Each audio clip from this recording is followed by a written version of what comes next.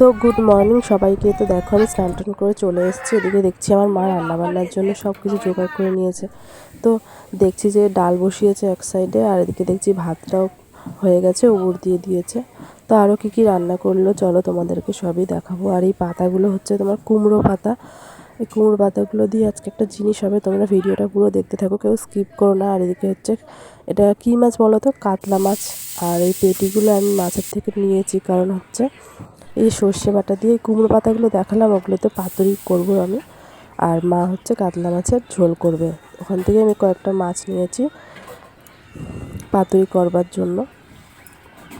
তো দেখো মাছগুলো এদিকে হচ্ছে আমি মশলা মাখিয়ে নিয়েছি, মানে মশলা বলতে সর্ষে, পোস্ত, একটু চার মগজ আর কাঁচা লঙ্কা আর সর্ষের তেল, নুন, হলুদ দিয়ে আমি মেখে নিচ্ছি, মাছগুলো ম্যারিনেট করে নিচ্ছি। তো তারপরে একে একে সব কিছু দিয়ে পাতার মধ্যে মুড়িয়ে এক এক করে রেখে দেবো। তো তোমার ভিডিওটা দেখতে থাকো কন্টিনিউ।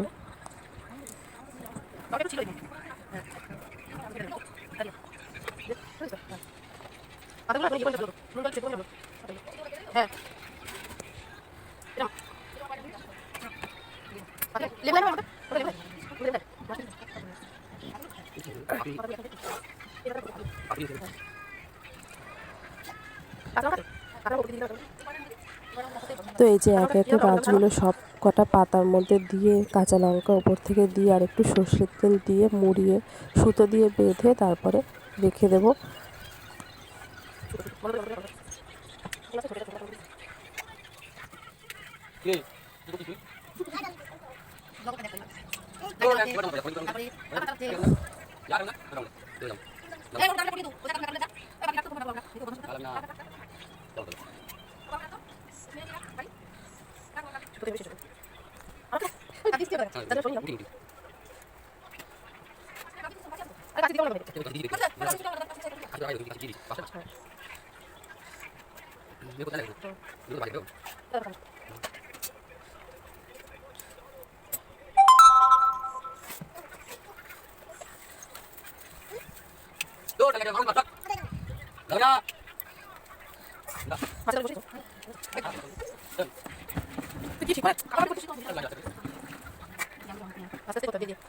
তো দেখো প্রায় প্রত্যেক কটা মাছই হয়ে গেছে বলতে গেলে, আর দুটো মতো বাকি আছে, ওইগুলো পাতায় মুড়িয়ে দিলেই হয়ে যাবে।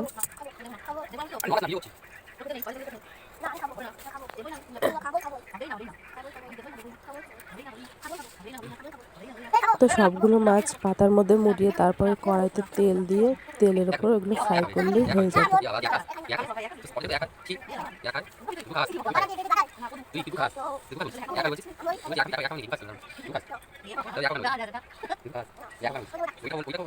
আজকে দুপুরের মেনুতে ছিল ভাত, আর এই যে কাতলা মাছের পাতুরি, আর হয়েছিল হচ্ছে ভেন্ডির ঝাল, ডাল আর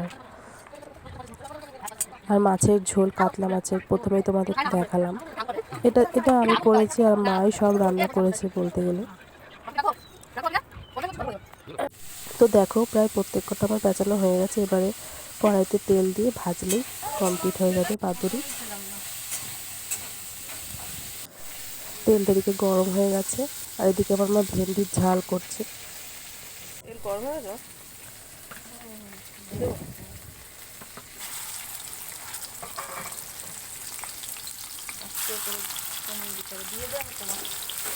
তো একে একে আমি প্রত্যেক কটাই ছেড়ে দিয়েছি কড়াইয়ের মধ্যে, কারণ বেশি না, 5 পিস মতো ছিল।